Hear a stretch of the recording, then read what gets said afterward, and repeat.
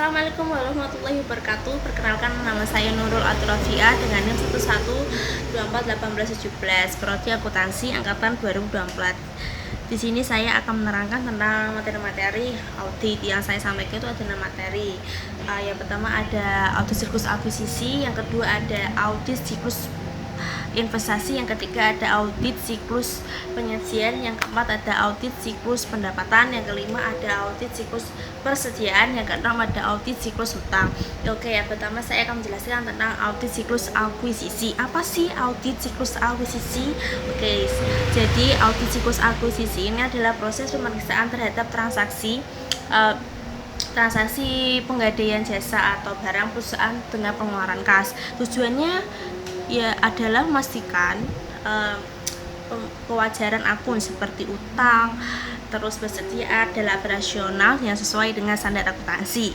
Terus juga ada prosedur audit. Yang pertama meriksa dokumen pembelian, yang kedua meriksa bukti penerimaan barang, yang ketiga ada mencocokkan PO, laporan keuangan dan faktur, yang keempat ada penguji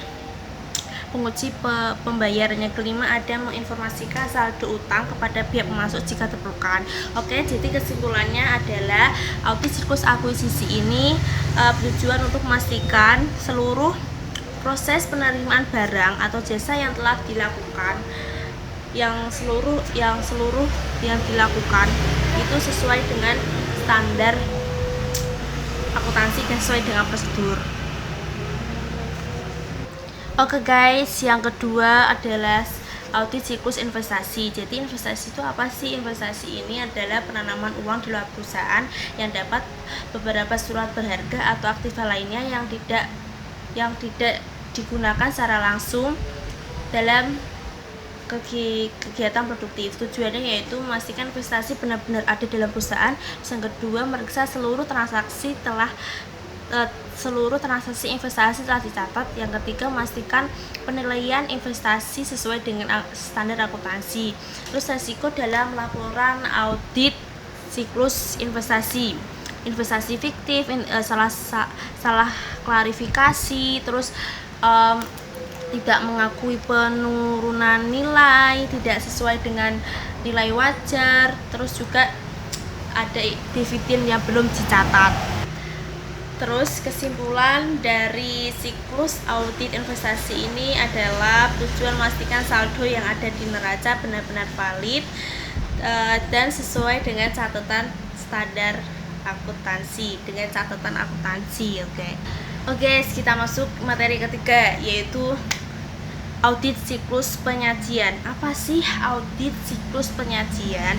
Jadi audit siklus penyajian ini adalah proses pemeriksaan terhadap seluruh transaksi yang berkaitan dengan perekrutan karyawan, pencatatan waktu kerja, jam kerja, perhitungan gaji, pembayaran gaji, pajak, dan iuran. Tujuannya yaitu memastikan bahwa seluruh transaksi penyajian disajikan secara wajar sesuai standar akuntansi dan didukung oleh pengendalian internal. Terus ada prosedur audit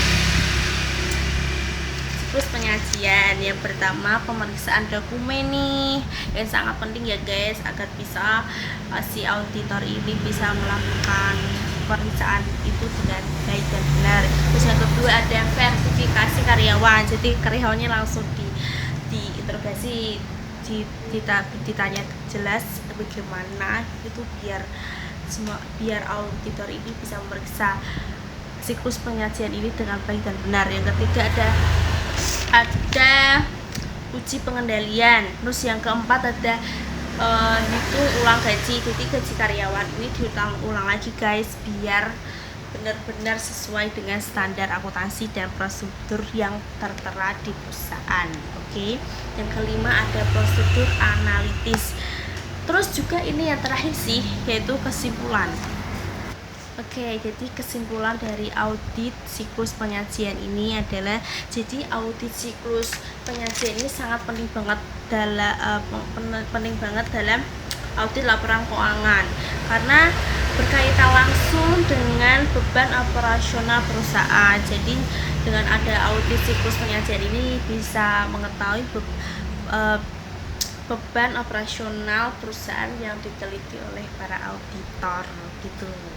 Oke, yang terus juga ini saya akan menerangkan tentang audit siklus persediaan.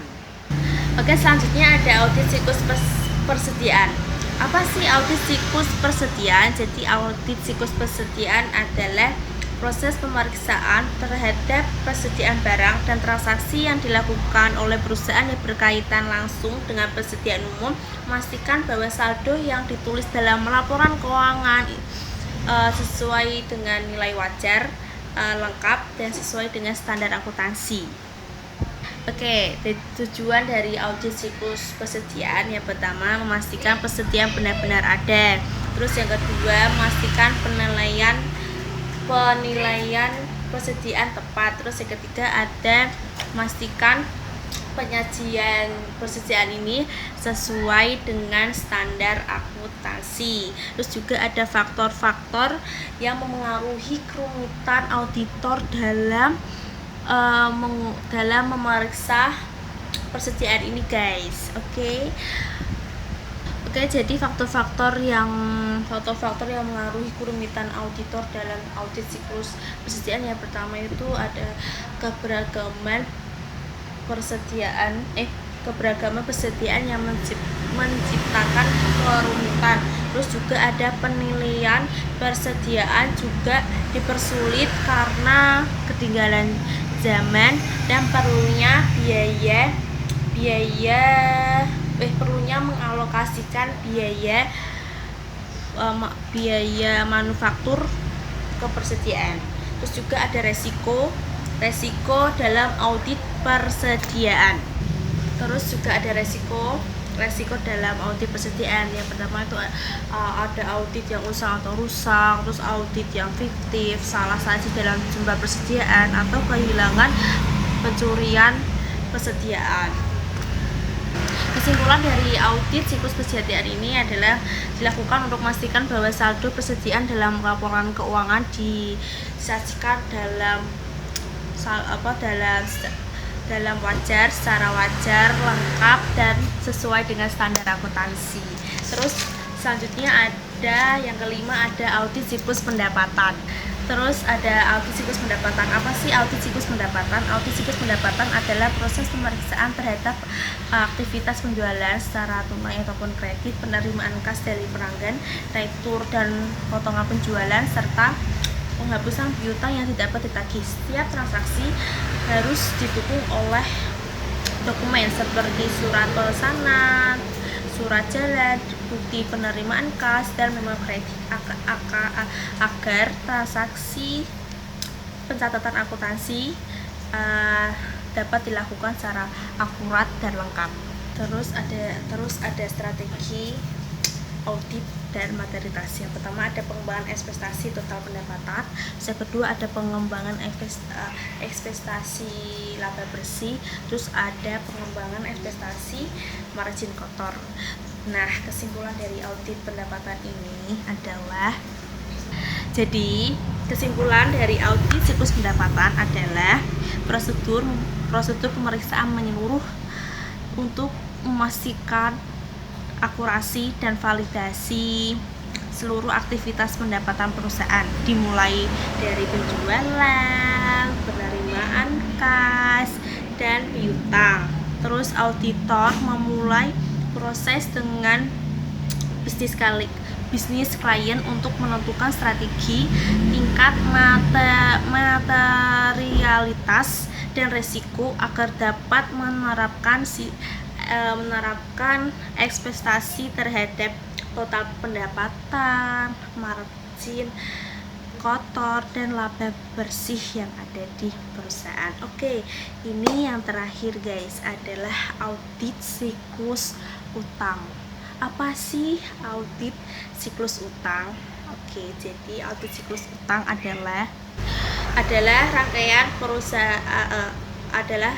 rangkaian aktivitas perusahaan yang berhubungan dengan pembelian barang atau jasa secara kredit Pencatatan kewajiban yang timbul dalam audit siklus ini sangat penting karena bertujuan langsung dengan utang usaha, beban akrual, dan pengeluaran kas. Terus juga ada prosedur audit siklus utang. Yang pertama, memeriksa dokumen pembelian dan utang, menelusuri transaksi dari jurnal ke dokumen sumber untuk memastikan transaksi benar-benar terjadi. Jadi kesimpulan dari audit siklus utang ini adalah untuk memastikan utang kewajiban lainnya dicatat secara lengkap, akurat, dan disajikan secara wajar dalam laporan keuangan. Oke, jadi itu materi-materi yang saya sampaikan tadi. Kan ada 6 ya guys. Ada audit siklus akuisisi, audit siklus investasi, audit siklus penyajian, audit siklus pendapatan, audit siklus persediaan, dan audit siklus hutang yang terakhir ini. Jadi itu sekian dari saya. Terima bila ada salah kata ataupun kesalahan yang saya ucapkan tadi, mohon maaf. Wassalamualaikum warahmatullahi wabarakatuh.